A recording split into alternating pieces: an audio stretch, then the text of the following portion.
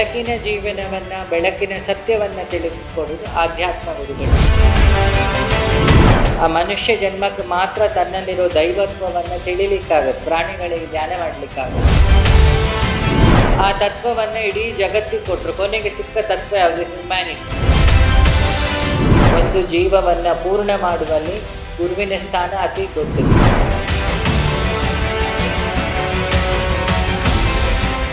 ಜಗತ್ತನ್ನು ತನ್ನ ತಪಸ್ಸಿಂದ, ಅನುಭವದಿಂದ ಅರಿತವನು. ಅದರ ಜಗದ್ಗುರು ಅಂದರೆ ಒಂದು ಪೀಠ ಹತ್ತಿದ ತಕ್ಷಣ ಆಗೋದಲ್ಲ, ಜಗತ್ತನ್ನು ತಿಳಿದಿರ್ತಾನೆ. ಶೃಂಗೇರಿ ಪೀಠದಲ್ಲಿ 6 ಶ್ಲೋಕಗಳನ್ನು ಹೇಳ್ತಾರೆ ಅವರು, ಇನ್ನು ಬಿರುದಾವಳಿಗಳು. ಅದರಲ್ಲಿ ಯಾವ ನಾಲೆಡ್ಜನ್ನು ಶಂಕರಾಚಾರ್ಯರು ಅನುಭವದಿಂದ ಸಂಪಾದಿಸಿದ್ರು ಅದನ್ನು ಗುರು ಅಂತ ಹೇಳ್ತಾರೆ. ಆ ತತ್ವವನ್ನು ಗುರು ಅನ್ನೋದು. ಒಬ್ಬ ಶರೀರದಿಂದ ಗುರುವನ್ನು, ತತ್ವವನ್ನು ತಿಳಿದವನು ತತ್ವಜ್ಞಾನಿ, ಅದೊಂದು ಗುರು. ಆ ತತ್ವಜ್ಞಾನವನ್ನು ಅನುಭವದಿಂದ ತಿಳಿದವನು ಇನ್ನೂ ದೊಡ್ಡ ಗುರು. ಜ್ಞಾನದ ಸ್ಥಾನ ಇದೆ. ಯಾಕೆ ಅವನು ಪ್ರಾಕ್ಟಿಕಲಿ ನಾಲೆಡ್ಜನ್ನು ತಿಳಿದಿರ್ತಾನೆ.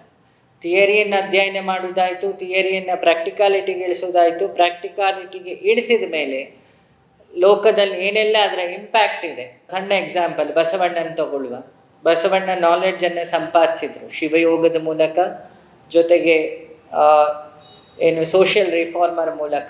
ಅದೆಲ್ಲ ಅನುಭವ ಜ್ಞಾನ. ಅದಕ್ಕೆ ಅವರ ಅನುಭವ ಮಂಟಪ ಅಂತ ಹೆಸರಿಟ್ಟಿರೋದು. ಆ ತತ್ವವನ್ನು ಇಡೀ ಜಗತ್ತಿಗೆ ಕೊಟ್ಟರು. ಕೊನೆಗೆ ಸಿಕ್ಕ ತತ್ವ ಯಾವುದು? Humanity. The top most humanity is humanity. ಎಲ್ಲ ತತ್ವದ ಮೂಲ ಯಾವುದು? ಮನುಷ್ಯತ್ವ. ಯಾಕೆ ಮನುಷ್ಯನಿಗೆ ಮಾತ್ರ ಒಳ್ಳೇದು ಮಾಡೋ ಆಪ್ಷನ್ ಇದೆ. ಮನುಷ್ಯನಿಗೆ ಧನ ಸಹಾಯ ಮಾಡ್ಬೋದು, ತೀರ್ಥಯಾತ್ರೆ ಮಾಡ್ಬೋದು, ಇನ್ನೊಬ್ಬರಿಗೆ ರಕ್ತದಾನ ಮಾಡ್ಬೋದು, ನೇತ್ರದಾನ ಮಾಡ್ಬೋದು, ಇನ್ನೊಬ್ಬರಿಗೆ ಸಹಾಯ ಮಾಡೋ ತಾಕತ್ತಿರೋದು ಜೀವಿಗಳಲ್ಲಿ ಮನುಷ್ಯ. ಆ ಮಟ್ಟಿಗೆ ಪ್ರಾಣಿಗೆ ಕಂಪೇರ್ ಮಾಡಿದರೆ ಮನುಷ್ಯ ದೊಡ್ಡವನು. ಇವನ್ನೆಲ್ಲ ಕಂಪೇರ್ ಮಾಡಿದರೆ ಆ ಮನುಷ್ಯ ಜನ್ಮ ದೊಡ್ಡದು. ಆ ಮನುಷ್ಯ ಜನ್ಮಕ್ಕೆ ಮಾತ್ರ ತನ್ನಲ್ಲಿರೋ ದೈವತ್ವವನ್ನು ತಿಳಿಲಿಕ್ಕಾಗತ್ತೆ, ಪ್ರಾಣಿಗಳಿಗೆ ಧ್ಯಾನ ಮಾಡಲಿಕ್ಕಾಗಲ್ಲ. ಮನುಷ್ಯನು ಒಂದು ಮೃಗವೇ. ಯಾವುದರಿಂದ ಅವನು ಬೇರೆ?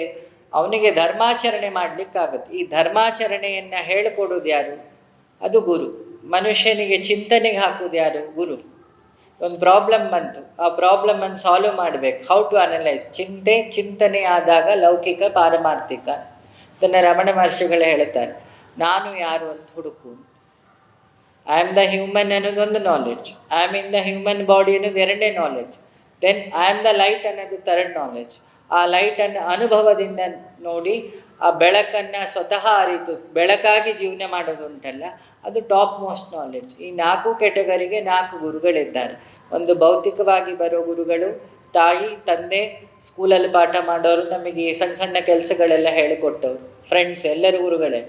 ಎರಡನೇದು ದೈವಿಕವಾಗಿ ಶಾಸ್ತ್ರ ಅಧ್ಯಯನವನ್ನು ಹೇಳಿಕೊಟ್ಟವರು. ಕೊನೆಗೆ 3rd ಕೆಟಗರಿ ನಾನು ಹೇಳಿದೆ, ನಿಮ್ಮನ್ನು ಲಿಬರೇಷನ್ ಕಡೆಗೆ ತಗೊಂಡು ಹೋಗೋರು.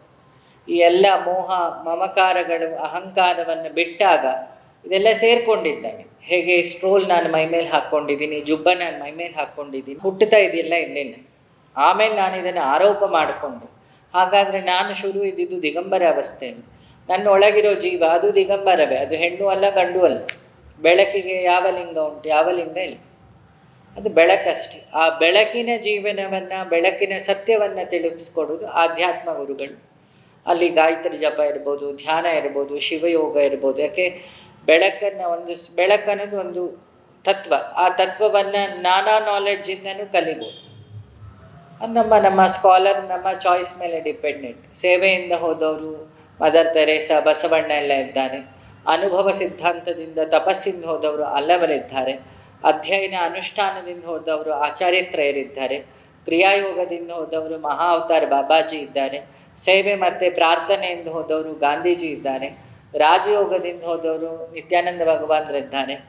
ಸಮಾಜದ ಮಧ್ಯೆ ಕರ್ಮ ಮಾಡ್ತಾ ಕರ್ಮದಿಂದ, ನಿಷ್ಕಾಮ ಕರ್ಮದಿಂದ ಜ್ಞಾನವನ್ನು ಸಂಪಾದಿಸಿದ ವೆಂಕಟಾಚಲ ಅವಧೂತರಿದ್ದಾರೆ. ಸಿದ್ಧಗಂಗಾ ಶ್ರೀಗಳಿದ್ದಾರೆ. ನೈಷ್ಕರ್ಮ ಕರ್ಮಕ್ಕೆ ದೊಡ್ಡ ಎಕ್ಸಾಂಪಲ್. ಅವರೆಲ್ಲೂ ಹಿಮಾಲಯಕ್ಕೆ ಹೋಗಿಲ್ಲ, ಇದ್ದ ಜಾಗವನ್ನೇ ಕಾಶಿಯನ್ನಾಗಿ ಮಾಡಿದರು. ಇನ್ನೊಬ್ಬರ ಆನಂದದಲ್ಲಿ ನನ್ನ ಆನಂದ ಇದೆ ಅನ್ನೋದು ಮೂಲತತ್ವ.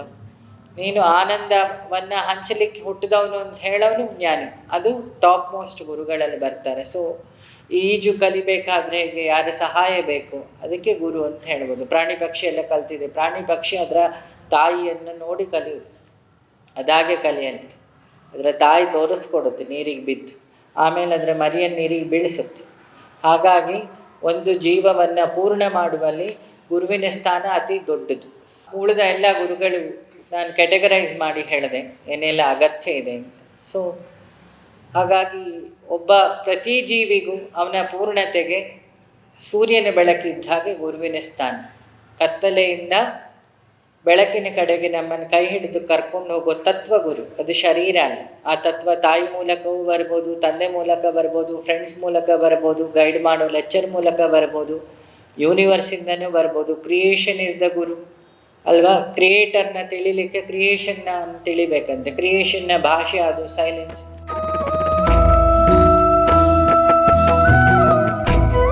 ನದಿಗಳೆಲ್ಲ ತನ್ನ ಪಾವಿತ್ರತೆ ಕಮ್ಮಿ ಆದಾಗ 12 ವರ್ಷದ ತಪಸ್ಸನ್ನು ಯೋಗಿಗಳಲ್ಲಿ ದಾರೆ ಎರೀತಾರೆ. ಆ ಮುಹೂರ್ತದಲ್ಲಿ ದಾರೆ ಎರೆದು ಆ ಗಂಗೆಯ ಸ್ಯಾಂಟಿಟಿಯನ್ನು, 3 ನದಿಗಳ ಸ್ಯಾಂಟಿಟಿಯನ್ನು ತನ್ನ ತಪಸ್ಸಿಂದ ಎಲ್ಲ ಸಮೂಹದ ಜ್ಞಾನಿಗಳು ಸೇರ್ತಾರೆ.